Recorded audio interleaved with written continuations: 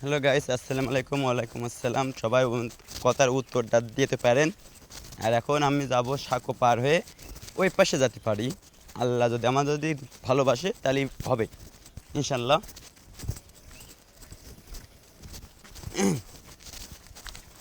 দেখেন সাঁকো পার তো হচ্ছে এখন। সাঁকোর এক কথা এটা একটা নদী জিনিস। সবাই ঠান্ডা মাথায় আসবেন। দেখা যাচ্ছে পড়েও যেতে পারেন। বাঁশগুলো পাতলা আছে, বাঁশ পড়ে যেতে পারেন। সবাই নিরিবিলি আসবেন, যেই হোক, মা হোক বাবা হোক, আসতে পারেন। হ্যাঁ, ঠান্ডার মাথায় আসবেন। সাঁকোর আগে পার হয়নি, তারপরে ওই পাশে যাই আরও কথা হবে। হ্যাঁ, স্রোত কেন, খুব বড় স্রোত। হ্যাঁ, এই স্রোতে না একটা একটা গরু দেখা যাচ্ছে ভাইসে নিয়ে যেতে পারে। আল্লাহ আমার মাফ করে দিও আল্লাহ। আমি যা অন্যায় যা করেছি সব আমার মাফ করে দিও। আমি সাঁকোটা পার হতে পারি। ভয় একটু আছে, যাদের ভয় সবারই আছে। আমাদের শহরে একজন মারা গেছে। হ্যাঁ, তা সে 10 তলাতে পড়ে মারা গেছে। আলহামদুলিল্লাহ, তার একটু জানাজা একটু ভালো হোক। আর সবাই সবাই একটু কান্দে, একটু কম করে কান্দে। আমি এই দোয়াটা চাই। আর আমার এই প্যাচে দেখা যাচ্ছে ইউটিউব হতে পারে, ফেসবুক হতে পারে, সবাই একটা লাইক শেয়ার করে দেবেন। সামনে হলো ছোট ভাইরা সবাই মাছ মেরতেছে, দেখাবো। এখন আমি সব দেখাবো।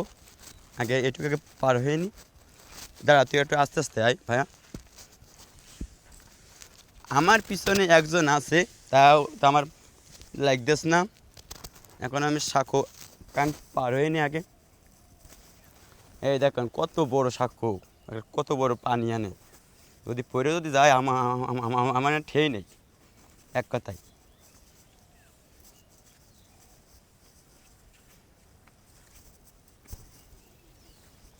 আসসালামু আলাইকুম ভাই, সবাই ভালো আছেন আপনারা সবাই? আলহামদুলিল্লাহ। আপনার কাছে আসলাম একটু ভালোবাসার জন্য।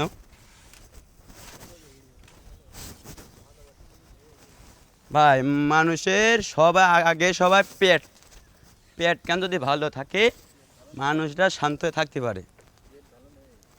তাহলে আলহামদুলিল্লাহ, আপনার জন্য দূর মাছ হোক, এটা আমি দোয়া করি। সবাই ভালো মতন করে থাকবেন, কথা কবেন সবাই ভালো করে। ওই দেখেন একটা উঠে উঠতেছে বলো, পুঁটি মাছ। ওই দেখাও দিন একটু শুনি, দেখাও। ওই দেখেন একটা একটা পুঁটি মাছ উঠেছে।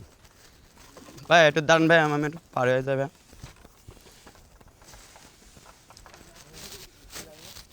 আমি সাঁকো উঠি উঠি নি মেলা দিন, তাই জন্য আমার হাত পা সব কাটতেছে অটো। আমার বাসা হলো যশোর। এক কথা, যশোর মঠবাড়িয়া বাসা আমার। সবাই যদি আসতে পারেন আসবেন।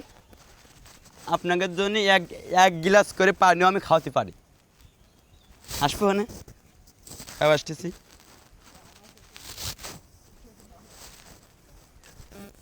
আমি আছি সাগরকের বাড়ি, ভাইয়া চেনেন? সাগর, ইয়াসিন, মিলন, শহীদ, রশিদ। আমার বাসা হলো রানের মাথাতে, মাত্র 5-10 টাকা লাগে। এক কথায় প্রায় রানের মাথায় আমার বাসায় আর কি। কেটে গেল না ওইটা, বিসমিল্লাহ।